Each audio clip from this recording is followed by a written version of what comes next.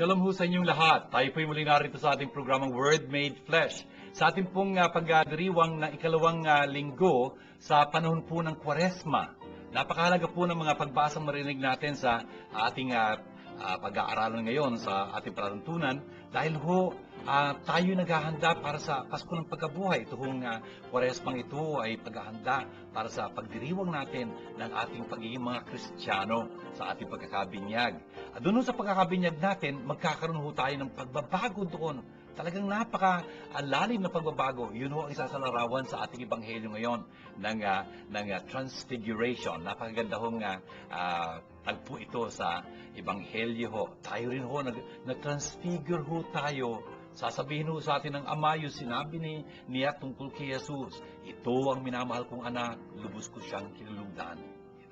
Brothers and sisters, sana itong ating pagdiriwang na ito ng salita ng Diyos sa ating programa ay talagang kapulutan natin ng maraming mga aral, hindi lang para sa ating mga sarili, kundi pa mababahagi natin sa iba. Kaya binabati ko yung mga magulang, mga anak, mga kasambahay, lalo na yung mga dinadalang pasanin sa mga buhay ninyo.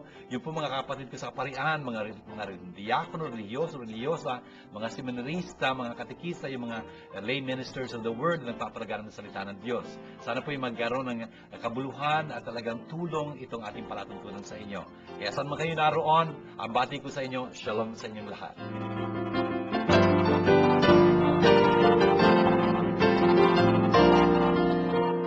Word Made Flesh is glad to invite you to attend the Bible study lessons with Father Junlin God, SDB, every Tuesday at St. John Bosco Parish Church, Makati City from 7:30 until 9:30 p.m. At Quiapo Church every Wednesday from 7:30 to 9 o'clock p.m.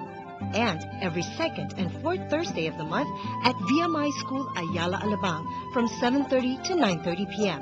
Ang Word Made Flesh ay masayang nakikibahagi at malugod na sumusuporta sa pondo ng Pinoy. Word Made Flesh, through its Biblical Formation Institute, is glad to invite you to a Lenten recollection to be followed by the celebration of the Passover meal on March 19, 2008, from 6 o'clock p.m. to 9 o'clock p.m. at the Ruzen Hall, St. John Bosco Parish, Chino Rosas Avenue, 1200, former Pasay Road, Makati City. Hurry, reserve your places. First come, first served.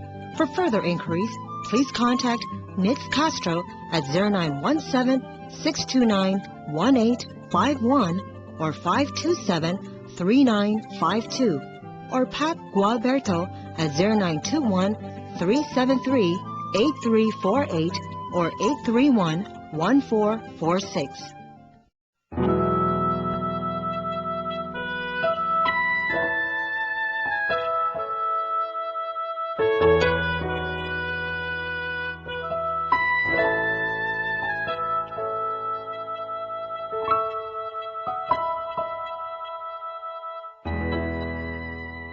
Sinabi ni Yahweh kay Abram, lisanin mo ang iyong bayan, ang tahanan ng iyong ama at mga kamag-anak, at pumunta ka sa bayang ituturo ko sa iyo. Pararamihin ko ang iyong mga anak at apo, at gagawin ko silang isang malaking bansa. Pagpapalain kita, at gagawin kong dakila ang iyong pangalan, at ikaw ay magiging pagpapala sa marami. Ang sa iyo'y magpapala ay aking pagpapalain, at ang sa iyo'y sumumpa ay aking susumpain.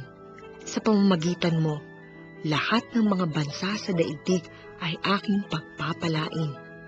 Sumunod nga si Abram sa utos ni Yahweh. Sa ating pong unang pagbasa sa ikalawang linggo pong ito ng Kwaresma, narinig po natin ang isa sa pinakamaganda at kilalang mga talata mula po dito sa unang aklat ng Biblia, ang Genesis, chapter 12 po, ang pagkakatawag kay Abraham. Ang dati niyong pangalan, Abram. Anong sabi sa kanya ng Diyos? Go forth from the land of your kinsfolk and your father's house. Humayo ka mula dyan sa tahanan ng iyong angka, ng iyong ama, sa isang lupain na papakita ko sa inyo, sa iyo. Sabi niya ganyan. Friends, sisters, ito si Abraham, pagka makikita natin sa bandang dulo, ay 75 years old. You know? At sinasabi sa kanya ng Panginoon, I will make you. You know? a great nation and bless you, and make your name great. You will be a blessing. Di lang yon, I will bless those who bless you and curse those who curse you. Brothers and sisters, medyo importante ho itong nangyayari dito. Si Abraham ho, Abram. Yun ang pangalan niya ho Abram. Ano ba ibig sabihin ng Abram? Ab ho sa Hebreo, ibig sabihin father. Ra means great. Dakila ho siya, tanyag siya dahil sa tatay niya. Ibig sabihin nun, ang tatay niya ho malamang ay isang sheik o kaya isang sultan o kaya raja. Ganyan. Anak siya nun. Kaya tanyag din siya, dakila rin siya dahil sa tatay niya. Brothers and sisters, pinapahayo siya, pinapaalis siya ngayon, pinaglalakbay siya mula doon sa kanilang lugar. Tandaan nyo, itong mga taong ito ay hindi naman nomads. Mga ano ho sila, nakatira sila sa tribu-tribong ganyan. And when you think na ang kapaligiran ho nila mga disyerto, pagka lumabas ka ho sa mga tuwid mula sa kanyang tribo, na kung kakaharapin mo doon, peligro. Pwede kang mamatay sa gutom, sa uhaw. Francis, sa mga tuwid do, hindi madaling bagay yung inuutos ng Diyos dito kay Abraham. At 75 years old ho, at 75 years old. Ibig sabihin na, ilang taon na lang ba siya mamumuhay, ewan natin, pero sa ganong edad ho, na dapat para nagre-retire na yung mga tao, hindi ba? Dapat talagang, kalma ka na lang, hinay-hinay na lang, ganyan, Abay, hindi. Pinapahayo pa siya ng Diyos, pinapalakbay pa siya ng Diyos. Ang maganda nito saan? To a land I'll show you. Hindi niya man lang ho alam kung saan. Francis, ang gusto ko maintindihan natin dito, hindi ho madaling bagay ang inuutos ng Diyos dito kay Abraham na ito. Isa ho talagang pagsubok ito ng pagtitiwala ni Abraham sa Diyos na itong kanyang susundin. Yun nga ho. Dahil doon sa pagsunod na yun ni Abraham, alam ho natin kung ano mangyayari sa kanyang buhay. Talaga namang pagpapalain siya ng Diyos at siya mismo magiging pagpapala sa mga tao. In fact, all communities of the earth shall find blessing in you. Brothers and sisters, tingnan nyo, lahat ho ng mga bansa talaga magkakaroon ng pagpapala sa magitan ng Abraham na ito. Uy, brothers and sisters, kasama ho tayo doon. Tayo hong hindi mga Hudyo kung tutusin. Hindi tayo kalahi ni Abraham kung tutusin. Pero salamat ho kay Abraham, tayo rin nakapanampalataya sa Panginoon. Kung kaya, sabi nga ni San Pablo, tayo man ay mga anak ni Abraham. He is our father in the faith.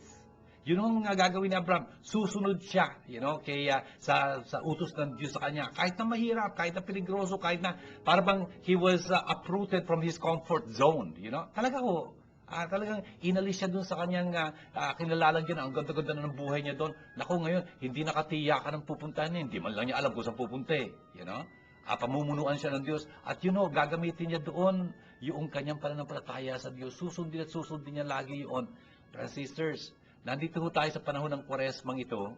Isa hong bagay na ibig ng Diyos na talagang pag-isip-isipan natin sa mga panahon ito ay ganong katibay bang ating pananampalataya? Handa ba tayong sumunod sa salita ng Diyos? Yun ang napaka-importante nga dapat nating sinisikap na gawin dito sa ating panahon ito ng Kwaresma. Talagang hindi man natin naintindihan lahat. Alam ho natin ang Diyos na naggagabay sa atin ay tapat. Talagang hindi niya tayo babayaan. Dadalhin niya tayo sa pinakamagandang pwede nating kalagyan. Tulad ni Abraham, magiging pagpapalain ho tayong lagi ng Panginoon. Hindi lang ho yun. Pagka ho naging tapat tayo, magiging pagpapala tayo sa iba. Mga magulang, ganun ho kayo sa inyong mga anak, hindi ho ba? Kapag naging tapat kayo sa Panginoon, pagpapala kayo ng mga anak ninyo. Meron silang mamanahin mula sa inyo. Pero pagka ang isang magulang, unfortunately, it can happen, hindi naging tapat sa Diyos, kundi nagwala, nagbisyo lang, and tapos nasira yung kanyang buhay. Hindi lang ho siya masisira, pati yung mga anak niya. Hindi ka pagmamalaki, hindi pinagmamalaki ng mga magulang, ng mga anak yung mga magulang na gano'n. Unfortunately, hindi naman nila pwede pagmalaki. Pero pagka yung magulang nila naging tapat sa Diyos, naku, abot-abot yung pagpapala ng mga anak. At yung mga anak mismo, pagpapalain nila mga magulang nila, pagmamapuri nila ang kanilang mga magulang, talagang kararangal nila ang mga magulang nila. Sana ho tayo ganun. Ako ho, ganun sa mga magulang ko. I'm so very, very thankful and proud of my mom and dad. I mean, they gave me beautiful examples in life. And siguro, kaya nandito si Father, naglilingkod sa Panginoon. Ganun ho yun. Ang bukasyon ho, tinatanim ng Diyos sa isang lupang mayaman. Hindi ho semento. Hindi ho tutubo doon ng isang binhi, hindi ba? Yung mga pamilya kong pinagtatamnan ng Diyos ng mga pagpapalang gano'n. Nagiging pagpapala mga magulang sa mga anak, pinagpapala sila ng kanilang mga anak.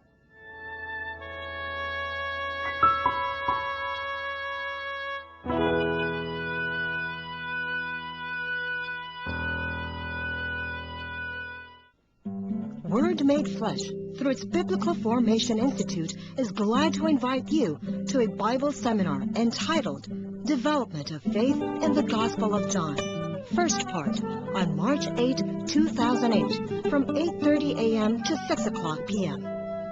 Development of Faith in the Gospel of John. Second part, on March 29, 2008, from 8:30 a.m. to 6 o'clock p.m.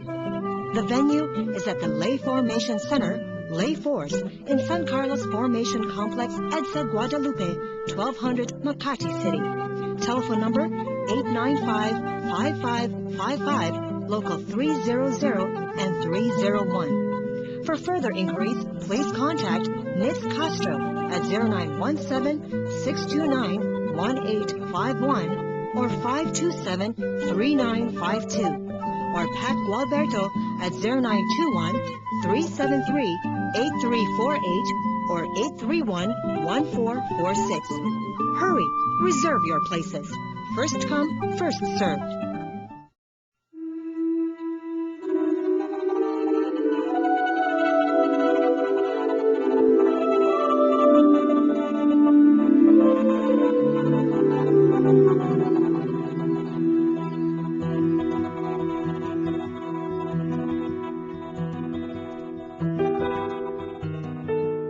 Sa halip, makihati ka sa kahirapan dahil sa mabuting balita, sa tulong ng Diyos na nagligtas at tumawag sa atin upang tayo'y maging kanyang bayan.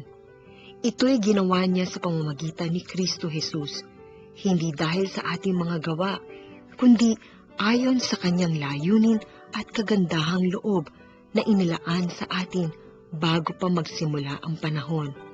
Ngunit nahayag lamang ito nang dumating si Kristo Jesus na ating tagapagligtas. Nilupig niya ang kamatayan at inihayag ang buhay na walang hanggan sa pamamagitan ng mabuting balita.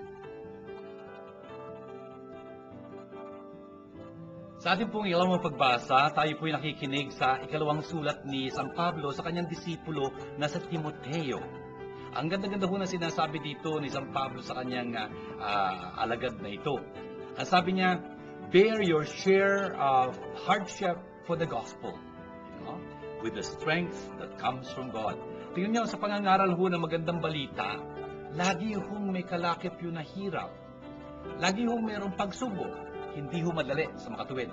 Natural. Ang ating Panginoon Jesucristo rin, nung nangaral siya ng magandang balita, ayun, kinaantungan niya, krus. Pinako sa krus. Yun yung mga disipulo din ni Jesus, yung mga naging apostoles niya, ay lahat ho, maliban lang ang atakisan na Juan, lahat ho pinatay. Naging mga martir, nagdusa ho. Kaya ho, bawat ho nangangaral ng magandang balita, dapat bukas ang kanyang mga mata, mulat ang kanyang mga mata, alam niya, pero siyang pwedeng pagdanasang hirap dahil sa kinagawa niyang yun. Bakit?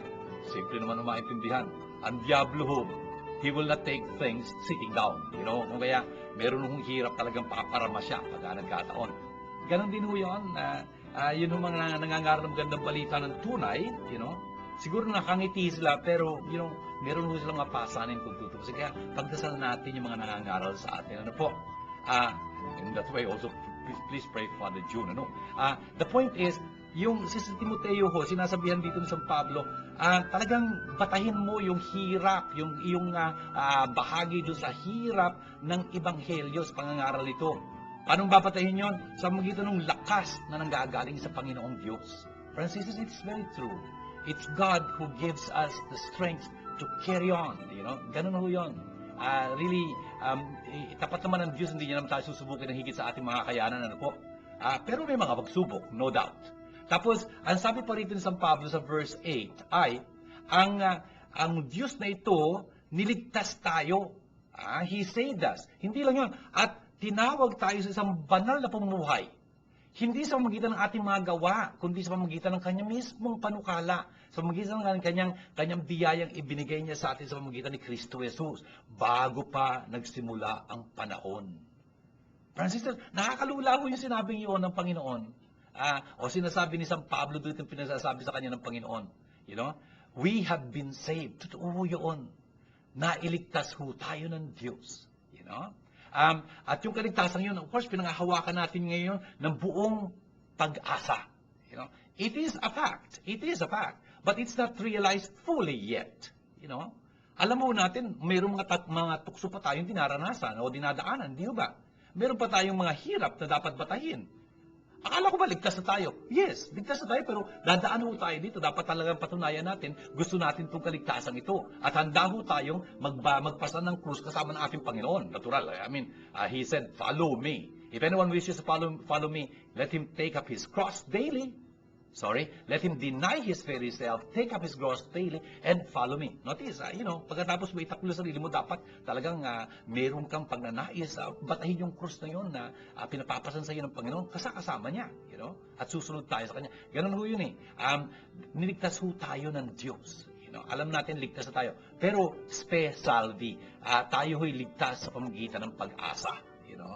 Ayun ang sabi sa atin ni San Pablo, Romans chapter 8, verse 24. At hindi lang yon, tinawag niya tayo. Brothers and sisters, look at that. Tinawag niya tayo. Yun ang ibig sabihin ng ecclesia. Ecclesia means called out. Tinawag niya tayo. Hindi tayo tumawag sa Kanya, siya ho tumawag sa atin. Paano nangyari yun? Hindi dahil sa ating mga sariling panukala.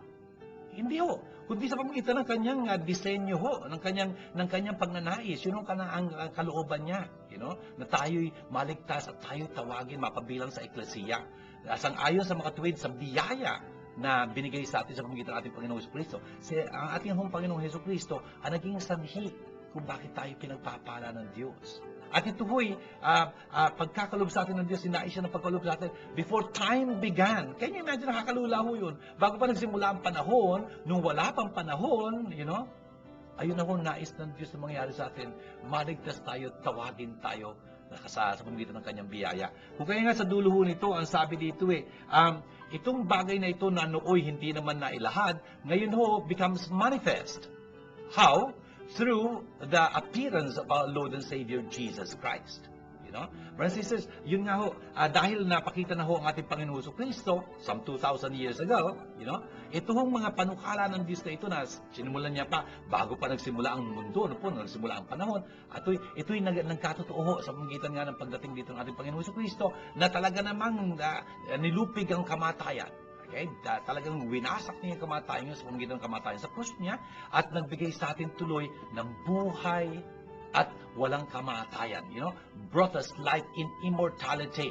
Paano nangyari paano natin nakamtan yung buhay na yon at walang pagkamatay na yon? Sa pamamagitan ng magandang balita. Through the gospel. Ito yung magandang balitang ipinapahayag dito sa Word Made Flesh. Ang pahayag ho ng Panginoong Jesus na umaalingaw-ngaw hanggang ngayon sa pamamagitan ng eklesiya.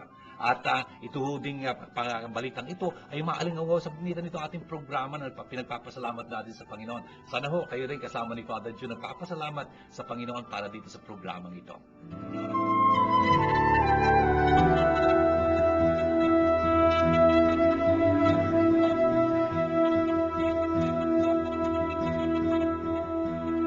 Shalom to you all. This is Father June Lingard, the Salesian of Don Bosco here at Word Made Flesh. I'm very happy to share with you the fact that God has seen us through 3 years in this programming. And if you feel you have been blessed in one way or another, do help us continue this program. Support us financially.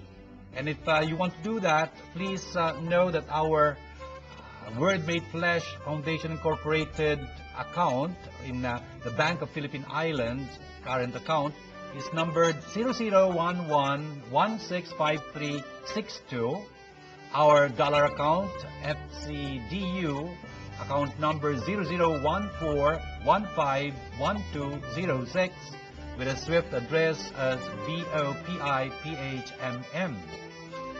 In that way, you are partnering with God's Word, with the Word made flesh, and we will be able to really and truthfully say at the end of our program, through you, God has brought this program about. This program is brought to you by God, the Word made flesh. Indeed, God is our sponsor, and that's very beautiful. And so I like to thank you on behalf of the Word Made Flesh Foundation Incorporated. Anywhere you are, shalom to you all. Word Made Flesh, through its Biblical Formation Institute, is glad to invite you to a Bible seminar entitled Development of Faith in the Gospel of John. First part, on March 8, 2008, from 8:30 a.m. to 6 o'clock p.m. Development of Faith in the Gospel of John. Second part, on March 29, 2008, from 8:30 a.m. to 6 o'clock p.m. The venue is at the Lay Formation Center, Lay Force, in San Carlos Formation Complex, EDSA Guadalupe, 1200 Makati City. Telephone number 895-5555, local 300 and 301. For further inquiries, please contact Nitz Castro at 0917-629-1851 or 527-3952. Or Pat Gualberto at 0921-373-8348 or 831-1446. Hurry! Reserve your places. First come, first served.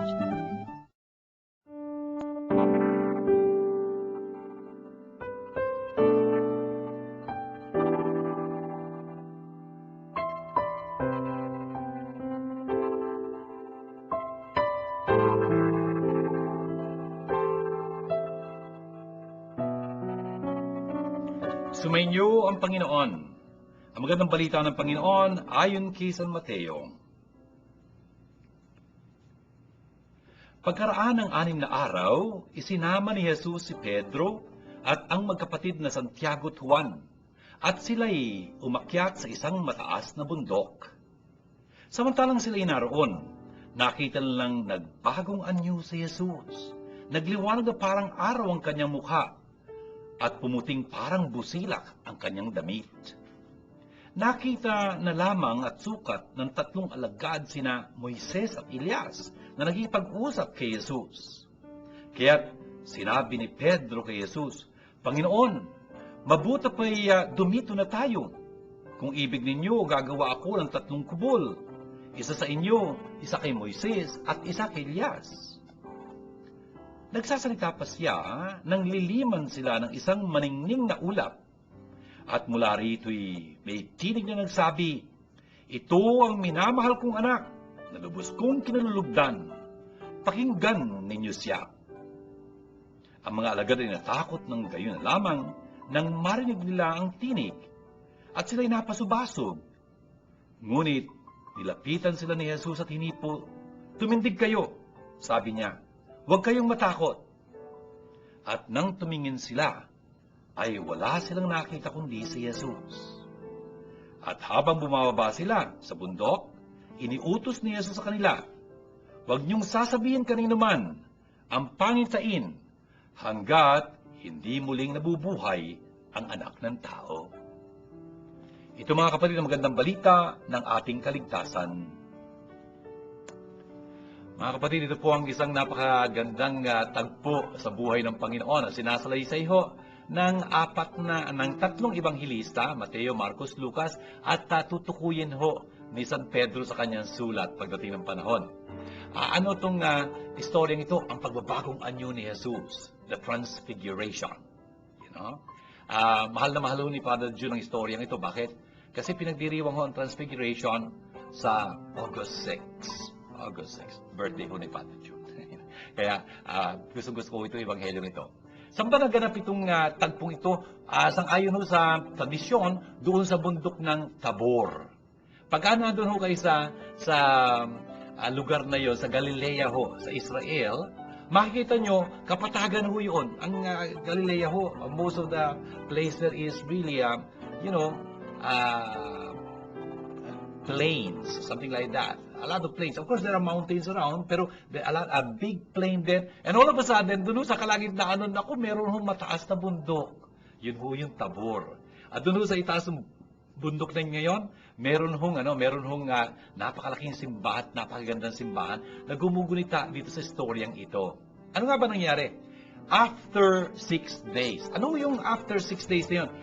Kung titingnan niyo ho, ang mga pangyayari dito, ang nangyari ho nagkatanungan ho sina Jesus at yung kanyang mga disipulo kung sino siya sang-ayon sa mga tao, kung sino siya sang-ayon sa kanila. Napakahalagang tagpo yun. Nandun ho sa chapter 16, verse 13. Pagkatapos nun, magpapahayag si Jesus. Sasabihin kasi ni Pedro doon, kayo ang Kristo, ang anak ng Diyos na buhay. Napaka-importante yun nung sinabi yun ni Pedro. Hindi ho galing sa sarili niya yun. Ibinunyag ho yun ng Ama sa kanya. Okay? It was a revelation. Tapos, ano nangyari pagkatapos nun? Inihula ho ni Jesus kung ano sasapitin niya. Na siya'y magdurusa, papatayin, sa ikatlong araw muling mabubuhay. Francis, medyo malagim ho yung mga panalitang iyon. Oh, by the way, pagkatapos ho nga palang sabihin ni Jesus yung mga katagang iyon, sasabihin niya kanya, kung ibig mo namang sumunod sa akin, dapat talagang limutin niya ang kanyang sarili, pasanin ang kanyang krus, at sumunod sa akin. Medyo ito mga pangyayaring ito, medyo mabigat ho. Biro nyo. Pagkatapos natuklasan ni Pedro kung sino si Jesus, ayun, papatayin pala si Jesus, magdurusa at muli mabubuhay. Tapos yung gusto sumunod sa kanya, ganun pala ang dapat mangyari. Lilimutin ang sarili, papasin ang krus at susunod kay Jesus. Pagkatapos nung mga panalitang iyon, medyo mabigat nga ho para sa mga kalooban ng kanyang mga nakakapakinig noon, mega mangyayari ho kay Jesus. Na parang talagang maiibsan yung kanilang dinarang hirap tungkol kay Jesus na ito. Ayun ho, makikita nila ang kaluwalhatian ni Jesus dito sa bundok na ito. Sino kasama ni Jesus dito? Ito hong si Pedro, Santiago at Juan. Yung magkapatid na Santiago at Juan, anak ni Zebedeo. Etong tatlong ito, ewan ko ba kung bakit, lagi ho sila ang kasama ni Jesus. If there were 3 that Jesus always took with him, these are the guys, Dito ho, makikita natin sila na nandito sa magkakasama sa bundok na ito. Sila din ho isasama ni Jesus doon sa pagbubuhay muli ng dalagitang anak ni Jairo ho. Patay na ho yung batang yun, 12 taong gulang, pero binuhay ni Jesus. Ito lang ho, tatlong ito kasama niya. Tapos nung nando si Jesus sa Gethsemane, nung nag-aagaw buhay siya doon, agony in the garden, ito lang yung tatlong ho ito ang makasasaksi noon. At ngayon ho, nandito sila sa itaas ng bundok na ito. Ano nangyari? Sa verse 2 ho, nandun si Jesus at magbabagong anyo siya sa harapan nila. Anong pagbabagong anyo? Yung kanyang mukha talagang magniningning na parang araw. Nakita niyo ba yung araw? Hindi mo man lang matingnan kasi ang ningning. Tapos yung kanyang damit, naku, napakaputi. Na parang liwanag, busilak na busilak, Maganda ho basahin yung sang-ayon kay San Marcos sa description niya ngayon. Para siyang ahente ng detergent, Meron sasabihin doon. Anyway, the point is, nung nagbagong anyo siyang ganyan, ang ning-ning-ning niyang ganyan, may napakitang kasama niya. Sino? Si Moises at si Elias. Na nakikipag-usap sa kanya. Hindi ho natin alam kung ano pinag-uusapan. Pero pagka pinuntahan niyo si Lucas, makikita niyo pinag-uusapan nila yung paglisan ni Jesus na magaganap sa Jerusalem. Anong paglisan yun? Yung kanyang kamatayan, his exodus, his departure. Yun ang pinag-uusapan ni Moises, ni Elias sa Panginoong Jesus. Francis, bakit humarap si Moises at si Elias? Kinatawan ho sila ng lumang tipan. Si Moises ho ang kinatawan ng batas ng Panginoon. In fact, pinapredicate sa kanya yung 5 unang mga aklat, Genesis, Exodus, Leviticus, Numbers, and Deuteronomy. Tapos itong si Elias, siya ho ang pangunahing propeta, tagapagsalita. He is the foremost prophet of Israel. Very great, very powerful. In fact, hinihintay-hintay pa siya hanggang ngayon ng mga Hudyo. Bakit? Sang-ayon kasi sa pag-iisip nila, ay si Elias, dahil daw inakyat sa langit na hindi naman namatay, kundi dinala ng karwahing nag-aapoy na ganoon, babalik muli siya. Yun ang pag-iisip nila, upang sabihin, upang ipakilala ang Mesyas na dumarating. Ayun ang magiging papel ni Elias ang ayon sa pag-iisip ng mga Hudyo. Kung kaya nga, tuwing nagdiriwang sila ng Passover meal, yun yung Pasko nila, yung Pesach, laging meron hudong silya na hindi uupan ni numan. Ang tawag doon, Elijah's chair. Kasi yun ay nakalaan kay Elias pagka siya'y dumating. Kailan, hindi nila alam. Francisers, by the way, pagkatapos nitong tagpong ito, makikita natin na magkakatanungan si Jesus at ang kanyang mga alagad. Uy, bakit to yung mga eskrib at mga pariseo, ang sabi nila si Elias ay darating pa? Ang sabi ni Jesus, teka, dumating na siya sa katauhan ni Juan Bautista. Hindi lang naiintindihan ang kanyang pinayad. Kasi si Juan Bautista ang naghanda ng daraanan para sa Mesyas. Si Jesus ho ang Kristo, Mesyas. Yun ang ibig sabihin ng Kristo, Mesyas, tinahiran ng langis. Brothers and sisters, tinan nyo, itong si Moises sa makatuwid, kinakatawanan niya ang batas, si Elias, ang kinakatawanan niya ang mga propeta. Sa makatuwid ang sinasabi nila, para ba nagpapatutuo sila? Kasi sa lipunan ng mga Hudyo, dalawang kailangang testigo para mapatutuhanan ng isang katotohanan. Ano po? Ang ibig sabihin nito, si Moises, parang sinasabi niya, etong Jesus na ito ang pinaghandaan ng batas. Mahal na mga Hudyo ang batas ng Diyos, yung 5 aklat na yun. Si Jesus ang tinutukoy doon. Tapos si Elias naman, parang sinasabi niya, si Jesus ang talagang inihula ng mga propeta. Which is very true, Ang sabi nga ni San Pablo, ang lahat ng mga pangako ng Diyos nagkatotoo, naging yes kay Jesus. Brothers and sisters, totoo yun. And so, in verse 4, ang sabi ni Pedro, halos sa takot niya siguro sa mga nakita niyang pangitain niya, Lord, is so good, ang ganda-ganda, lumito na lang tayo. Kung gugustuhin niyo, patatayo ako ng 3 kubol, isa sa inyo, isa kay Moises, isa kay Elias. Ang sabi dito hindi niya alam yung kanya sinasabi. If you look at St. Luke's version, hindi niya alam kanya, kasi takot siya. Can you imagine, nakita nila yung pangitain yun. And so, habang nagsasalita si Pedro dito, may isang napakaliwanag na alapaap, ng diningning na alapaap, na talagang nililiman sila. Brothers and sisters, alapaap sa Biblia kumakatawan sa presensya ng Diyos. Kung kaya nga, mula doon sa alapaap may magsasalita, na alam natin kung sino dahil yung sasabihin niya, tinutukoy si Jesus bilang son. Kung kaya, siya ang ama. Ang sabi ng tinig nito, ito ang minamahal kong anak, lubos ko siyang kinulugdan. Pakinggan niyo siya. Brothers and sisters, napaka-importante ho nito. Tignan nyo, yun ang mga katagang yon, this is my beloved son with whom I'm well pleased. Narinig na ho ni Jesus ito sa chapter 3 verse 17 nung bininyagan ho siya doon. Narinig niya ho yung mga katagang yun. At sabi ko nga sa inyo, kasi nabasa na ho natin ito sa pagbibinyag ng Panginoon. Ang sabi ko nga sa inyo, nung narinig ni Jesus itong mga katagang to, this is my beloved son with whom I'm well pleased. Ang naintindihan ho ni Jesus, unang-una, kung sino siya. He is the Son, the beloved one. Tapos hindi lang yun, kung ano siya. Siya ho yung Mesyas na magdurusa. Kung kaya nga, naintindihan ho ni Jesus yun sa kanyang pagkakabinyag. At yun ay sasabuhay niya, talagang sasabuhay yung pagiging anak niya ng Diyos, na magiging masunurin hanggang kamatayan. Yun ang pinag-uusapan nila Moises dito. At Elias, yung kanyang paglisan, yung kanyang kamatayan. Hindi ho siya magpapalusot, hindi siya mag-shortcut, hindi siya gagawa ng mga kaparaan na hindi niya dapat gawin para maiwasan ng pagdurusa. Hindi ho, pangangatawanan niya yun. Kung kaya naman ang sabi ng Ama tungkol sa kanya, tungkol sa anak niyang ito na Mesyas na magdurusa, listen to him. Francis, napaka-importante ho nun. Tingnan niyo, nandun si Moises, nandun si Elias. Napaka-importante ho nito sa pananampalataya ng mga Hudyo. Pero mukhang mula ngayon, hindi na sila ang pakikinggan, kundi si Jesus mismo. Napaka-importante ho nito, lalo na para sa ating mananampalataya kay Jesus. Tingnan niyo, Kristiyano tayo, ang sinasampalataya natin si Kristo.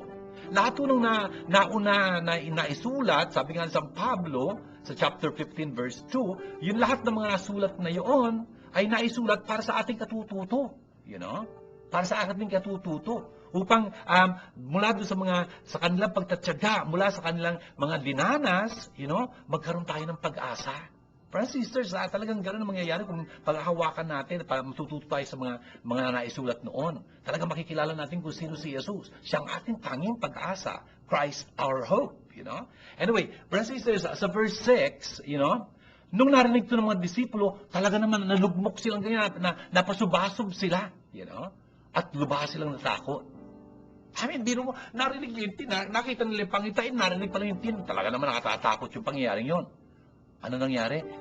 Lumapit sila sa kanila, hinipo sila at sinabi, "Rise and do not be afraid." Brothers and sisters, talagang hindi tayo dapat matakot. Kasama natin si Emmanuel, ang Diyos na sumasa atin. Wala nang iba kundi si Jesus. Ang importante, dapat matutunan natin kung sino siya, makilala natin kung sino siya. Siyang anak ng Diyos na talagang Mesyas, kaya nga Jesu Cristo tawag natin sa Kanya, siyang dapat nating pakinggan. Hindi takot, dapat makinig, you know? Ako kaya nga, nung nakita nilang ganyan yung si Jesus lang nakita nila, wala na po naglaho na po yung dalawang kasama ni Jesus. Mag-isa na lang si Jesus doon. Total, siya lang naman dapat pakinggan. Kung kaya nung pababa sila, ano sabi ni Jesus sa kanila? Huwag niyong pakasabihin to kahit nino man. You know, itong nakita niyong pangitain to, hanggang ang anak ng tao ay muling mabuhay.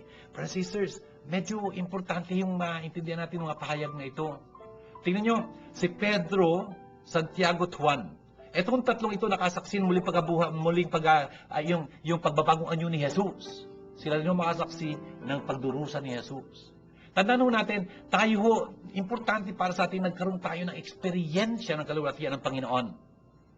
Narinig yung sinabi ko? Bawat isa sa atin dito, bilang Kristiyano, bilang Katoliko, dapat meron tayong karanasan na eksperyensya natin ang kaluwalhatian ng Panginoon, na siya'y Diyos na nagmamahal sa atin, talagang tumutugon sa atin, talaga namang laging sumasa atin. Importante yung meron tayong awareness of that and conviction of that, you know? Bakit? Kasi pag dumating ang sandali na susubukin ang ating pananampalataya sa pamamagitan ng mga paghihirap, sa pamamagitan ng mga pagdurusa and what not, sana hindi matinag yung pananampalataya natin kay Jesus na yon. Kasi alam natin kung sino itong Jesus na ito. Nakita natin yung kaluwalhatian niya.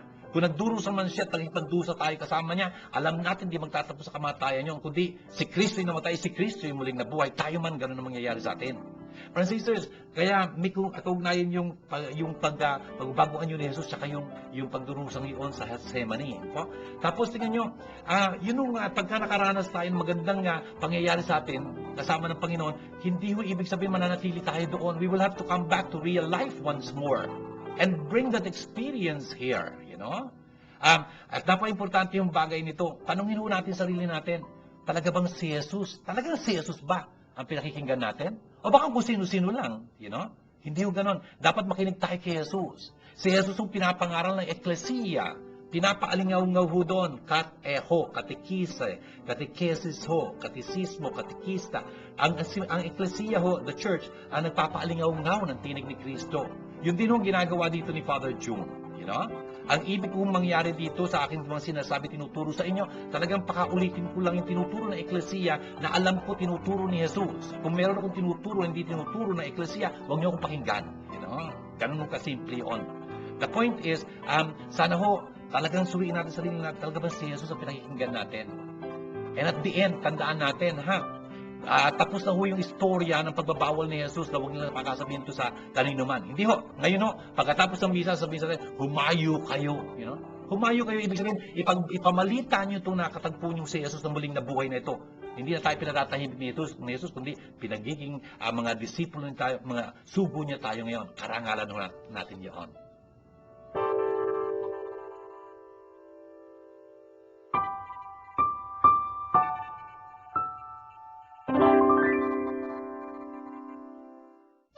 The Word Made Flesh Foundation invites you to join a pilgrimage to the Holy Land where Jesus walked on April 3, 2008 with Father Junlingad SDB as the pilgrimage chaplain. Father Junlingad is the pilgrimage chaplain. For more information, please contact Father Junlingad SDB at 0917-833-0863 or 823-9263 or Test di Makulangan at 0918-929-0984 or 892-1858. Or Nitz Castro at 0917-629-1851 or 527-3952.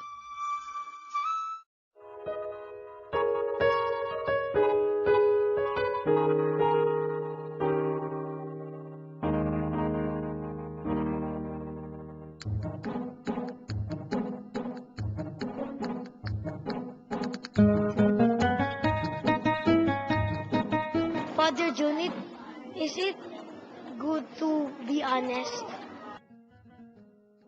Thank you, Carl, para sa iyong tanong. Is it good to be honest? You bet. Hindi ba meron kasabihan, honesty is the best policy. Totoo yun. Totoo yun. Nasa Biblia din yun. For example, Proverbs chapter 10, verse 9. Sabi doon, he who walks honestly walks securely. Yung naglalakad ng matapat, naglalakad ng matatag. Importante na maging matapat tayo lagi pagkakatiwalaan. Hindi doble cara, hindi dalawang personalidad or something like that. Parents, itong tanong natin ng mga children, tingnan nyo, ay dapat magpaalala sa atin. Tayo dapat magbigay sa kanila ng magandang halimbawa ng pagiging honest. You got to encourage them to be honest by rewarding honesty, and not frightening them so much so na kailangan nila magsinungaling, to get by. Hindi ho. They should be very, very at peace with you, and importante ho yung value ng honesty na nasasagap po yun sa inyong pakikitungo sa kanila. And so this is not only for Carl. Parents, for example, should really give the best example of honesty. Father June, my brother and I are always fighting. What will I do? Thank you, Jericho, for your question. Father June, my brother and I are always fighting. What should I do? Jericho, bakit kayo nag-aaway? Bakit kayo nag-aaway? Dapat meron pinag-aawayan, no? Siguro dahil inggit ka sa kanya, o dahil ang gulo-gulo niya, may ginagawa ka, hindi kanya pinintulutang gawin yun, something. O baka, nag-a-attract lang siya ng attention mo. Sino mas maganda? Ikaw o siya?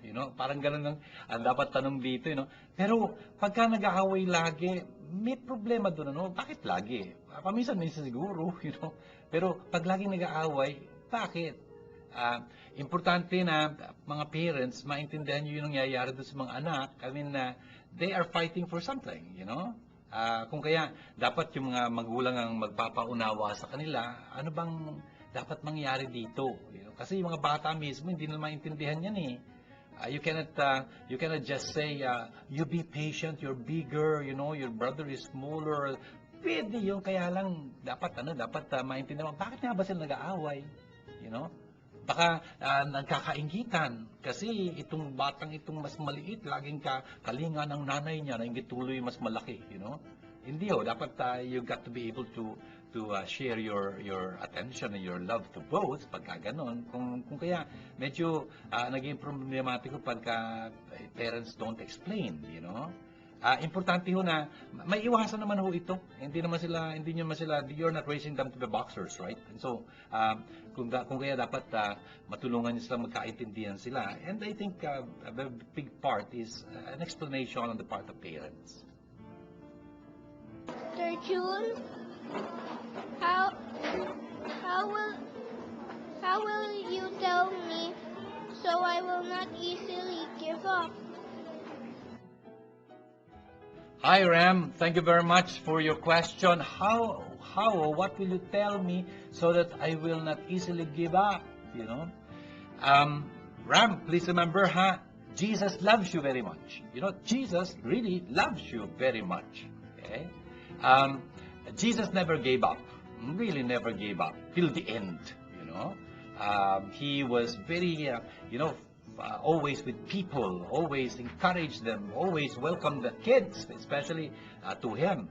So you run to Jesus, okay? When you feel like giving up, you run to Jesus, you tell him, oh Jesus, please help me, and he will not fail to help you. Parents, itong tanong na ito, hindi naman tanong sa akin to, tanong ho ito sa inyo, you got to understand, your kids. I mean, they can be discouraged pagka lagi na lang pagalit ng pagalit, wala na silang ginawang tama, lagi na lang lagi silang mali, mas mabuti yung iba sa kanila. Naku, don't compare. Each one of them is so different, Sabi nga ng mami ko, tignan mo kamay natin, mga daliri natin. Walang pareho dyan. Pero nagkakaisa yan, nandiyan lahat yan. Lahat sila may silbi, pagka naalis ang isa dyan, naku, ang hina ng kamay mo. Yun nga yung mga anak din ganun we can't compare them with one another. It's very unfair, They were not born, with the same makeup, something. Brothers and sisters, importante yung mga magulang na talagang maging sanhi tayo ng courage, ng sigla, ng lakas ng loob sa mga anak natin. At least don't give them reasons to be discouraged. In fact, you've got to encourage them all the time. Hindi pa huli ang lahat. There is always pag-asa. Habang ang tao'y may hininga, please remember, habang tao'y humihinga, mayroong pag-asa. Don't give up.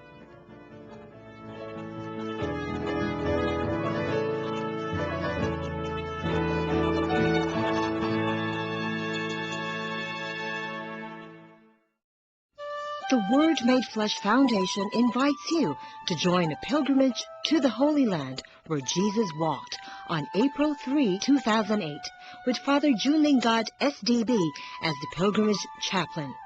Father Junling God is the pilgrimage chaplain. For more information, please contact Father Junling God, SDB, at 0917-833-0863 or 823-9263, or Test de Maculangan at 0918-929-0984 or 892-1858, or Nitz Castro at 0917-629-1851 or 527-3952.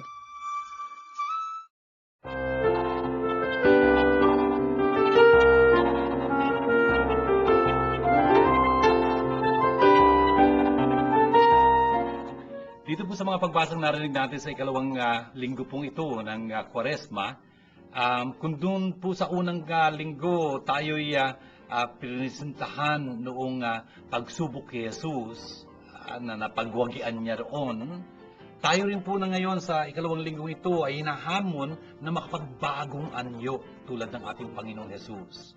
At dito po sa unang pagbasa narinig natin yung larawan ni Abram, si Abram na talagang hinamon ng Diyos na sundan siya, sundan yung kanyang inuutos at pinagagawa, at talagang magiging pagpapala kay Abraham yun. At sila sa kanya, kundi sa kanya magiging mga kaapu-apuhan.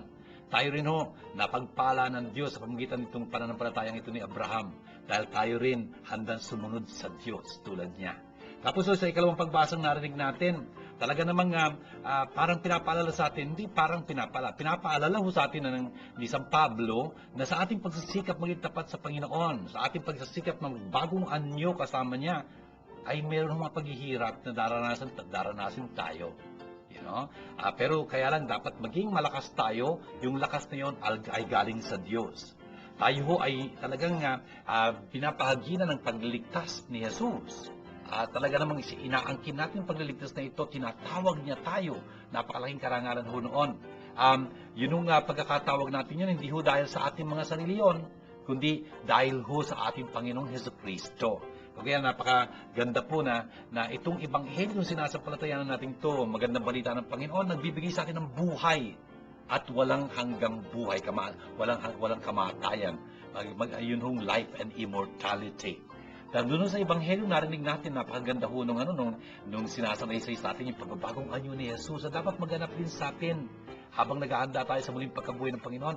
Sinisikap po natin talaga magbagong anyo tayo. Tulad ni Pedro, Santiago, Juan, tayo rin ay talagang kasama ni Jesus dito. Sasaksihan natin yung pagbabagong anyo ni Jesus. Kung si Jesus yung nagbagong anyo, talagang hinahamon niya tayo rin. Paano tayo magbabagong anyo? Kung pakikinggan natin si Jesus. Yun ang sabi ng tinig dun sa kalangitan yun, sa alapaap na yun. Itong anak kong minamahal, lubos ko siya kinalugdan, pakinggan niyo siya. Hindi kasi kahit na sino man, siya ang pakinggan ninyo. O, daraan kayo sa paghihirap, pero huwag kayong mag-alala tulad ng ating anak, mapapanaigan ninyo ito. Christ has died, Christ is risen, Christ will come again in glory at the end of time. Kung kaya nga, sa dulo ho nitong ebanghelyo, challenge ho tayo talaga na tayo man, huwag tayong mangimi, huwag tayong tameme, kundi talagang ipahayag ho natin yung ating karanasan sa Panginoon, na talagang nakatagpo natin siyang walwalhati. Muli ho siyang nabuhay. Alam natin yun. Gusto natin i-share yung joy of our salvation to other people. Ganun ho ang ibig sabihin itong mga narinig natin ngayon, at gawin na ho natin pagpanalangin. Sa ngalan ng Ama at ng Anak, ng Espiritu Santo. Amen. Abba, mapagmahal naming Diyos at Ama, salamat pong marami din sa pagkakataong binibigyan niyo sa amin na makapaghanda para sa Pasko ng muling pagkabuhay sa panahon ito ng Kwaresma, sa magitan ng pagbabagong anyo namin. Ang hirap-hirap pong gawin nito, pero alam namin sa tulong ninyo, pwede niyo kaming pagbaguhin. At makita niyo rin sa amin ang larawan ng inyong anak. Masabi niyo tungkol sa amin, ikaw, minamahal kong anak, lubos kitang kinalugdan. Sana po talagang kalugdan niyo kami pagpalain lagi.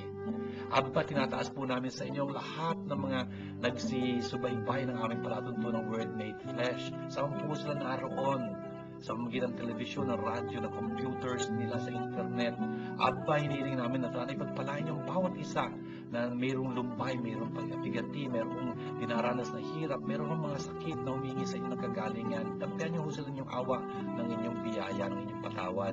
Abba, tinataas po namin sa inyo lahat na tumutulong sa amin sa gawain ito ng pagpapalaganap ng inyong salita sa Word Made Flesh. Sana po ipagpalain niyo sa at kasama na rin yung mga ibig pang tumulong sa amin at mga kabilang po ng Word Made Flesh Foundation. Pagpalain po kaming lahat, hinihiling mo namin panalangin ito kasama ng aming nambiran alang-alang kay Kristo ang aming Panginoon. Amen. Sumainyo ang Panginoon at pagpalain kayo masaganang makapangyarihang Diyos, Ama at Anak at Espiritu Santo. Amen. Ito pong ating palatuntunang Word Made Flesh. Ano po yun? Nagkaroon kayo ng bagong sigla, ng bagong pag-asa sa pamagitan nitong programang ito. Kung ganun po, pagbigay alam niyo ho sa atin, yan po natin po ang text sa cell number, tapos sa aming email address, para po sama-sama tayo magpuri sa Panginoon. Hanggang po sa muli, pagpalain kayo ng Panginoon. Shalom sa inyong lahat. The 6th season of the Word Made Flesh TV show is now available. The 13 episodes contained in one DVD, which explains the readings for Cycle C, Year 1, from First Sunday of Lent to the Lord's Ascension, only for 300 pesos. For more information, please contact Tess de Maculangan at 0918-929-0984 or 892-1858. Or Nix Castro at 0917-629-1851 or 527-3952. This program is brought to you by God, the Word Made Flesh. Indeed, God is our sponsor.